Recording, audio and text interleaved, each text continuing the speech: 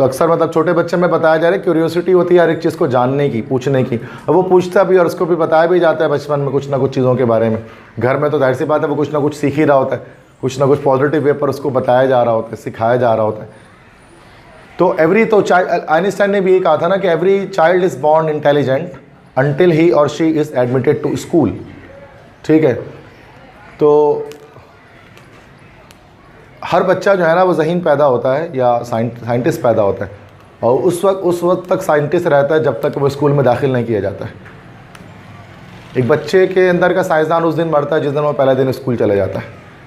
तो हमारा जो कन्वेंशनल स्कूलिंग सिस्टम है वो उस बच्चे के साइंसदान को मार देता है। फिर वो एक जो फिर सौदा निज़ाम है एजुकेशन सिस्टम, उसके थ्रू जुड़ जाता है और फिर वो रट्टा मारता है, जो भी करता है, फर्स्ट सेकंड थर्ड के घोड़दौड़ में आ जाता है और लर्निंग कहीं पीछे रह जाती है और एक कंपटीशन की तरफ वो आ जाता है।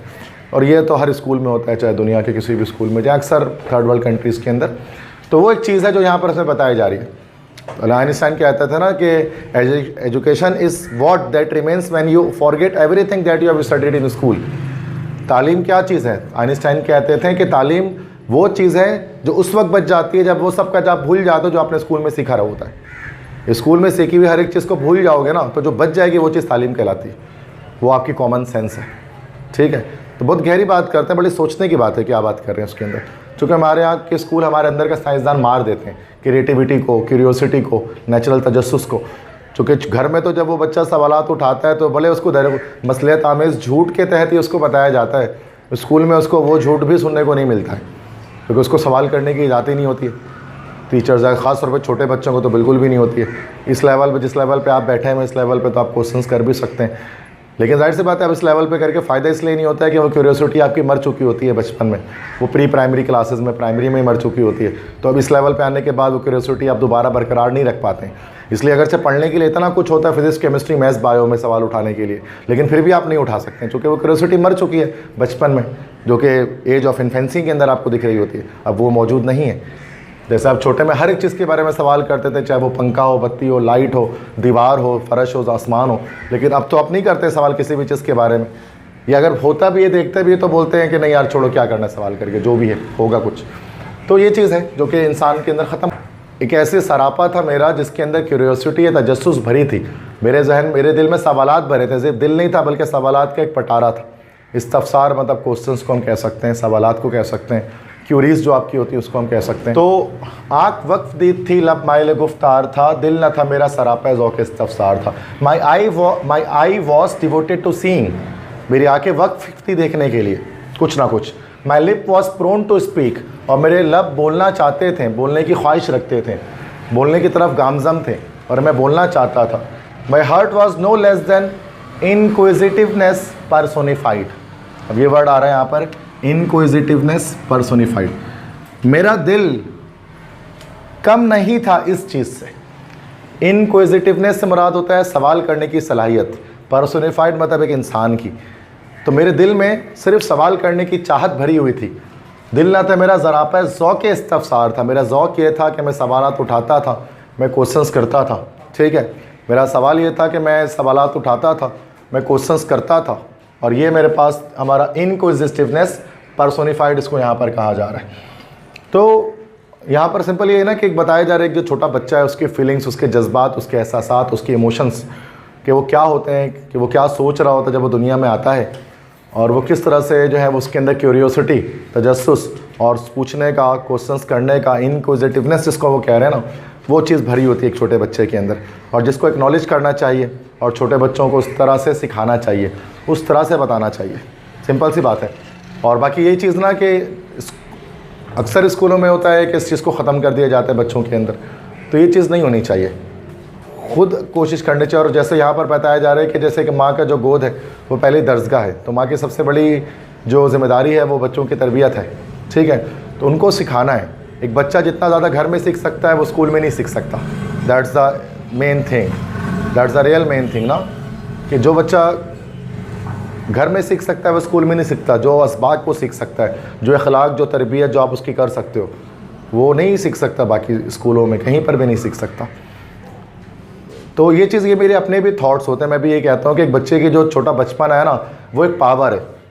तो infancy is the tender fountain in which power with beauty flow, कि जो एक इंसान का बचपना होता है ना, वो एक खूबसूरत फव्वारे की तरह होता है जिसमें से ताकत बहती है। वो एक ताकत है उसके पास, पिकिंग पावर जिसको हम कहते हैं, जिससे क्या करता है वो चीज़ों को पिक करता है, सलाहियत है उसके अंदर। उसको पॉजिटिव वे पर इस्तेमाल करके उस बच्चे को आप दुनिया का सबसे कह लो कि सबसे बड़ा साइंसदान बना सकते हैं, दुनिया का सबसे बड़ा एंटरप्रेन्योर बना सकते हैं, सब कुछ बना सकते हैं अगर उसको सही तरह से गाइड किया जाए बचपन में। इंटर में आने के बाद नहीं, छोटे में, जब उसकी उम्र 3-4 साल हो, 4 साल हो। लेकिन हमारे मसला ये होता है कि जब बच्चा सबसे छोटा होता है तो सबसे बुरे टीचर उसको उस वक्त नसीब मिलते हैं। जाहिर सी बात है, जब बच्चा छोटा है, जब वो प्री प्राइमरी का है, जब वो प्री प्राइमरी, नर्सरी, मॉन्टेसरी में है, तो मैट्रिकुलेटेड टीचर्स उसको पढ़ा रहे होते हैं जिनके खुद भी माइंड सेट नहीं होता है कि what is the world and what we are going to do in this world. जो खुद उस वक्त थोड़ा सा इस लेवल में होता है कि अभी यूनिवर्सिटी में एडमिशन लेना है, जाकर कुछ बनना है, तो थोड़ा सा पढ़ा लेते हैं, पैसे वैसे जमा कर लेंगे। ऐसे बच्चे नसीब में आ जाते हैं टीचर्स। अब वो जाहिर सी बात है, बच्चा क्या सीखेगा, वो कुछ भी नहीं सीखता। जब वो बड़ा होता तो फिर वो एक यूज़फुल शख्स नहीं बनता सोसाइटी का। मतलब एक तरह से वो एक भेड़ चाल जैसे चल रही होती है, उसी तरह से चल रहा होता है। इसलिए होना ये चाहिए कि एक बच्चा खुद से ही अगर वो लर्निंग करे तो अगर घर पे करवाया जाए तो ज़्यादा बेहतर है। अगर मेरी खुद की बेटी है, देयर इज़ माई डॉटर, तो मैंने तो नहीं डाला उसको स्कूल कहीं पे भी, हम उसको होम स्कूलिंग करवाते हैं, घर पे ही पढ़ाते हैं सारी चीज़ें। मेरा खुद का स्कूल है, मैं नहीं डालता, ठीक है, मेरी मर्ज़ी, तो मैं उसको घर पे पढ़ाता हूँ। मुझे पता है ज़्यादा बेहतर यही है, चूँकि अगर मैं खुद अगर लेकर उसको आधा घंटा भी बैठ जाऊँ ना, तो स्कूल के 5 घंटे से बहुत बेहतर होगा वो मेरे लिए, ठीक है, सिंपल सी बात है। तो टाइम वेस्ट करने से बेहतर होगा। हमारे तो अक्सर ये होता है कि बच्चे घर में तंग करते तो स्कूल भेज दो, तो सुकून हो जाएगा, कम से कम घर के काम वाम कर लेंगे, झाड़ू पोछा मार देंगे, बर्तन मांज देंगे। अम्मी लोग ज़्यादातर ये सोचती हैं बच्चा स्कूल जाएगा तो काम हो जाएगा, सुकून से स्कूल वाले थोड़ा पाल लेंगे। बट ये इसलिए स्कूल नहीं होना चाहिए, ठीक है, ना इस मकसद के लिए स्कूल भेजना चाहिए। स्कूल होता है learning place, to learn something, बच्चे के अंदर का पोटेंशियल निकाल कर बाहर देना। जैसे कि फ़िनलैंड के बारे में कहा जाता है कि फ़िनलैंड का जो एजुकेशन सिस्टम है वो सबसे ज़्यादा स्ट्रॉन्ग है। Finland is actually Scandinavian nation in Europe, northern Europe में। तो वो उसका एजुकेशन सिस्टम बहुत ज़्यादा फेमस है, ख़ासतौर पे प्राइमरी स्कूलिंग के अंदर। क्योंकि वहाँ जो बच्चा प्री प्राइमरी स्कूल्स में होता है, शुरू के 2 ईयर्स, उसमें वो जो टीचर्स होते हैं तो वो बच्चों के अंदर के पोटेंशियल को देख रहे होते हैं। 2 साल तक जो है ना बच्चों को पढ़ाया नहीं जाता है, बस टीचर्स 2 साल बच्चों के साथ रहते हैं। और वो टीचर्स जो है ना वो क्या करते हैं, बच्चों को वो देख रहे होते हैं कि बच्चे के अंदर क्या पोटेंशियल है, उसके अंदर क्या स्किल्स हैं, वो बड़े होकर क्या बनना चाहता है। वो म्यूजिशियन बनना चाहता है, फोटोग्राफर बनना चाहता है, उसमें एक्टिंग स्किल्स है, सिंगिंग स्किल्स हैं, उसमें अंदर साइंसदान वाले स्किल्स हैं, डॉक्टर वाले स्किल हैं, इंजीनियर वाले स्किल हैं, कंप्यूटर साइंसेस के अंदर उसका इंटरेस्ट है, टेक्निकल साइड पर उसका इंटरेस्ट है, क्या उसका इंटरेस्ट है, या क्रिकेटिंग की तरफ या फुटबॉल की तरफ, किस चीज़ की तरफ उसका इंटरेस्ट है। एक जो टीचर होता है उसकी जिम्मेदारी 2 साल यही होती है। 2 साल में फिर वो पूरा रिपोर्ट तैयार करके बच्चों का देता है कि उसको भाई वो प्रिंसिपल को सबमिट करा देते हैं टीचर। फिर जो उस रिपोर्ट की बुनियाद पर जो है वो उस बच्चे की ट्रेनिंग होती है सेकेंडरी क्लासेस में, उसके बाद आगे क्लासेस के अंदर, ताकि वो बच्चा वही पढ़े जो उसका मेंटल ओरिएंटेशन है। तो यही एक तरीका होता है उसको सिखाने का चीज़ों को, लाइक एक तो, और यही काम होता है प्री प्राइमरी के अंदर। ये नहीं कि बच्चों को मतलब बैग पहना दिया और फिर वही कॉपी लेके सब आबा काटा पढ़े जा रहे, तो this is not like that.